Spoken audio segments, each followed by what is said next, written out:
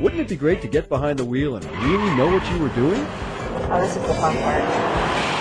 Today we visit a performance driving school where novice drivers get to put themselves to the test in Corvettes and these hot radical race cars. It's the ultimate.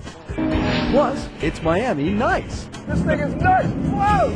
We pick out one of the fastest offshore powerboats we can find and head out to sea. Woo! And then it's one of the trickiest, fastest, most exotic things on wheels. The ultimate exotic vehicle. The T-Rex.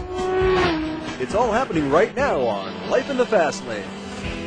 I'm Steve Nat, a lifelong gearhead, former racer and mechanic, and a professional motor journalist for more than 15 years. Now I feel really lucky to have the opportunity to share with you my insider's knowledge, industry contacts, and insatiable passion for anything with a motor. So gear up, it's time to drive like you mean it.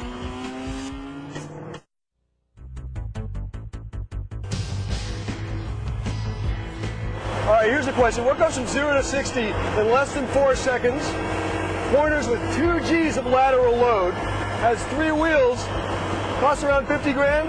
It's this thing. It's called the T-Rex. They make them in Canada, they sell them in Florida, and they are insane. Most people just want to know what is that thing. We have something that handles and drives just like an F1 car, and it's street legal, 50 states street legal, and it's unbelievable. Of course, there's a long list of options available for the T-Rex, including a windshield. There's also no weather protection, there's no doors, there's no accoutrements, there's no nothing. It's a bare bones for the purist. But you can take some stuff with you, thanks to these waterproof motorcycle-style saddlebags. Branston Clark has had a bunch of high-zoot sports cars, but he says his T-Rex is the one that really stops traffic.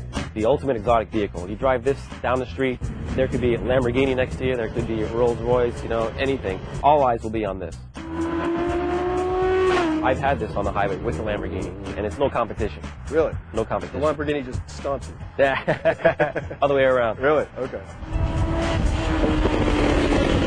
All right, let me talk to you a little about the tech that makes this thing work. It's sort of like a motorcycle that's gotten turned into a car. It takes the engine and transmission and the output from a ZZR 1200 Kawasaki motorcycle and attaches it to this very low sort of race car type chassis, tubular chassis with full-on automotive suspension components. It's all driven through that single rear wheel. Basically, you've got an automotive type interface to control the motorcycle drivetrain. You've got a steering wheel instead of handlebars, but these controls come right off a motorcycle handlebar. See, normally the handlebar would come right through there, and here's your headlight switch, hazard lights, turn signals, cancel, horn, and this is the choke lever, just like off a Kawasaki. You've got a gear shift lever that looks like a car, but it's not the standard H pattern you're used to. If you've ever ridden a motorcycle, you know that the gears go sequentially. And then when you want to shift, you just come down, down, down, down. It's got a very low center of gravity because the whole thing is slammed right to the ground, so there's not going to be a lot of pitching and rolling as you go into corners. It's got a very wide track in the front, and then you've got all these fat tires with lots of contact, certainly compared to a motorcycle where you may have something that wide attaching to the ground on the front and rear. Here you've got all this rubber. You add that to 130 some odd horsepower you get out of this Kawasaki motor inside this 900-pound chassis, and boom, that's why this thing can go so fast. How fast is this thing? Let's find out. Turn the key, like a motorcycle. Clutch, start. And off we go.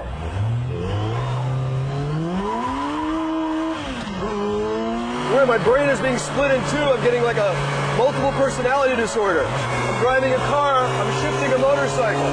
Woo! A lot of G-forces as you're cornering tightly. It really... Very sports car. One thing this doesn't have is ABS. You got to be a little bit careful when you jump on the brakes if you're coming out of an ABS vehicle. It's a very potent driving experience, you know?